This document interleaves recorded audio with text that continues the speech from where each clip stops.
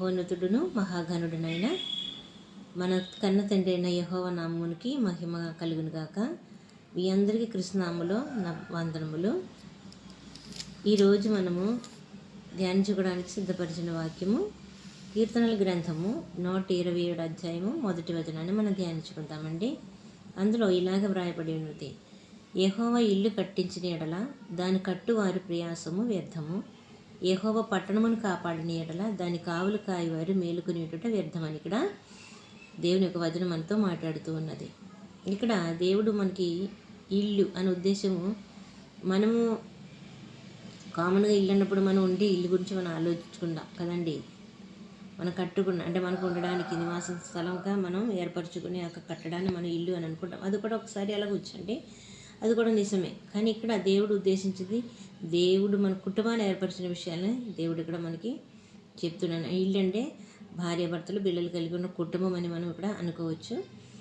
అది దేవుని యొక్క వాక్యానుగుణంగా మనం ఉండాలనేది దేవుని యొక్క ప్రణాళిక. ఇక్కడ దేవుడు సెలవు లేకుండా కానీ ఏ కుటుంబము కట్టబడలేదండి. అంటే ఇల్లు కడతారండి, కానీ ఆ ఇల్లు స్థిరంగా దాని యొక్క ఆ సమయం వరకు, లేకపోతే దేవుడు ఇచ్చిన సమయం వరకు ఆ ఇల్లు ఏ విధంగా కూడా పాడవకుండా ఈ భూమి మీద ఉండాలంటే దేవుని సెలవు ఉండాలని ఇక్కడ చెప్తుంది. దేవుని సెలవు కావాలంటే మనం దేవుడితో సత్సంబంధం కలిగి ఉండాలని దేవుని వాక్యం చెప్తుంది.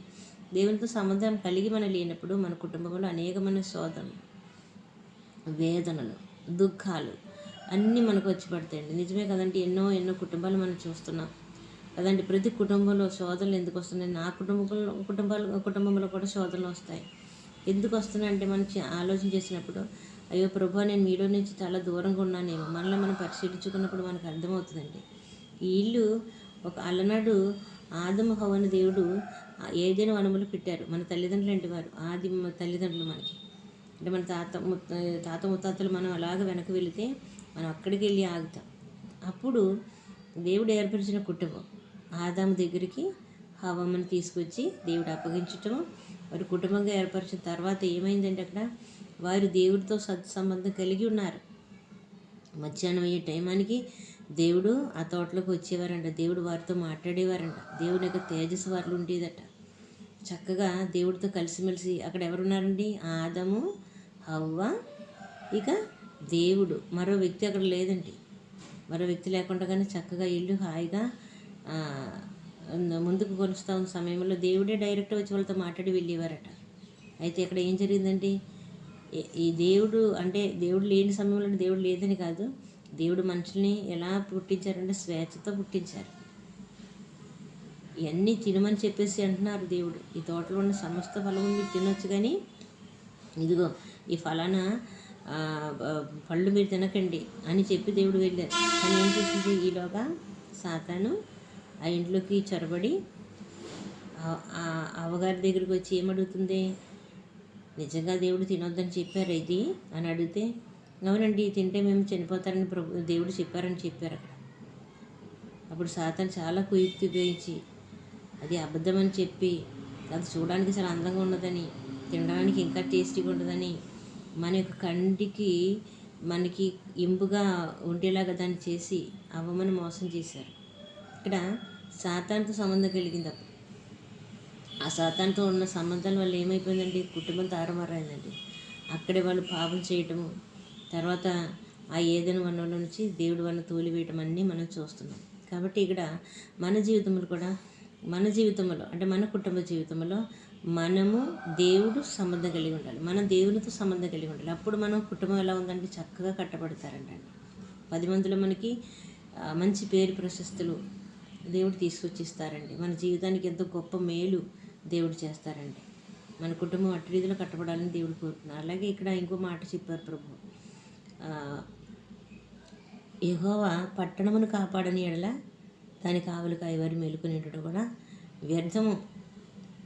ఇక్కడ మనం మొదటి అంటే ఆది కాండంలోకి వస్తే అక్కడ ఆదం గారికి ఒక బాధ్యతను అప్పగించారు. ఏంటంటే ఆ తోటను కాయమని చెప్పారు. కానీ ఏమైపోయిందండి? రొట్టెలో తప్పిందండి. ఆదాము గారు కాపలా ఎక్కడో తప్పింది కాబట్టి సాతాను అందులోకి ఎంటర్ అయిందండి. అప్పుడు వరకు లేనిది చూడండి, అంతే జాగ్రత్తగా కూలిపోయి అజాగ్రత్తలోకి వెళ్ళేటప్పుడు సాతాను మెల్లగా అందులో చొరబడిందండి. స్త్రీని మోసగించి భయంకరమైన స్థితి మరణానికి మనకి తెచ్చిపెట్టారు. అక్కడి నుంచి మనకి మరణ సంప్రాప్తం అయిందని మనకి వాక్యం ద్వారా మనం తెలుసుకుని ఉంటున్నాం కదండి. కాబట్టి అంత భయంకరమైన స్థితిలోకి మనం వెళ్ళింది ఎందుకనంటే మనం ఎప్పుడో మనం తప్పు చేసాం, మన యొక్క జాగ్రత్త కోల్పోయి మనం అజాగ్రత్తగా ఉన్నాం కాబట్టి సాతాను మన ఇంట్లోకి ఎంటర్ అవుతుంది అనమాట. అక్కడికి ఎవరు ఎంటర్ అయ్యారండి? సాతాను ఎంటర్ అయింది. కాపలా కాస్తుంది ఎవరండి? ఆదాము గారు. ఆ ఆదాము గారు కాపలుగా కాయవలసిన బాధ్యత ఎక్కడో తప్పిపోయింది కాబట్టి ఆ తోటలో మన స్త్రీ ఎలాగ తిరుగుతూనే ఉంది. మన అందరికీ తల్లి అయిన హవ్వ గారు అక్కడ తిరుగుతున్నప్పటికీ అందులోకి ఎవరు ఎంటర్ అయ్యారండి? అంటే ఎక్కడో ఒక మిస్టేక్ జరిగిందండి. ఎంటర్ అవడానికి కారణం అది. మంచిగా కాపలు కాసిన చూడండి, మన ఇంటికి ఏ దొంగలు వస్తారని మనకు తెలుసున్నాను అనుకోండి, మనం ఎంత జాగ్రత్త ఉంటారండి. కత్తులు కర్రలన్నీ పెట్టుకుని కూర్చున్న దొంగ వస్తుంది ఈ రోజు మనీ ఏదో చేసి నిద్ర కూడా లేకుండా మనం కాపలు కాస్తాం. కానీ ఇక్కడెక్కడో పొరపాటు జరిగింది. కాబట్టి దేవుని చిత్తం లేకుండా, అంటే దేవుడు వీళ్ళకి స్వేచ్ఛని ఏం చేశారు? వాళ్ళు ఇష్టానుసారంగా వాడుకున్నారు కాబట్టి అది కుటుంబాన్ని నాశనం చేయడానికి ఆ యొక్క సాతానికి మనం అవకాశం ఇచ్చినట్టు అయింది. ఇక్కడ కూడా మనం దేవుని యొక్క సెలవు లేకుండా మన జీవితంలో మనం ఎప్పుడు కూడా ముందుకు వెళ్ళలేమండి. కాబట్టి యెహోవా ఇల్లు కట్టించిన యెడల దాన్ని కట్టువారి ప్రయాసం వ్యర్థమే. మనం ఎన్నెన్నో ఆలోచన కలిగి ఇలా చేస్తాం అలా చేస్తాం, అన్ని ప్రయత్నాలు వ్యర్థమేనండి. మనకి ఏది అవసరమైతే ఇల్లు కట్టబడిన తర్వాత ప్రభు దగ్గర నుంచి మనం జారిపోకూడదండి. ప్రభుని మనం వేడుకోవాలి, ప్రభుకి ఇష్టమైన రీతిలో మనం జీవించాలి అని ఇక్కడ చెప్తున్నాను. అలాగే మనకి చూడండి, యెహోవా పట్టణాన్ని కాపాడకపోతే ఆ కాపలా కాసుకున్న వారి యొక్క ప్రయత్నం కూడా వ్యర్థమని ఇక్కడ చెప్తుంది. మన బోర్డర్లో చూడండి, మన ఆర్మీ వాళ్ళు, మనకి సైనిక దళాలు ఉన్నాయండి. నేవీ ఉంది, ఎయిర్ ఫోర్స్ ఉంది, ఆర్మీ ఉంది. ఇలాగ ఎన్ని రకాలుగా మన యొక్క సైనికులు కాపలా కాస్తుంది. కానీ ఎక్కడో చిన్న మిస్టేక్ జరిగినప్పటికీ ఏమైందంటే మనం అనేక విషయాలు చూస్తున్నాం. మన భారతదేశంలోకి వచ్చి అనేక మందిని చంపటం ఇవన్నీ మనం చూస్తున్నాం. ఎక్కడ మన అజాగ్రత్తగా ఉండటం వల్ల ఇవన్నీ జరుగుతుంది.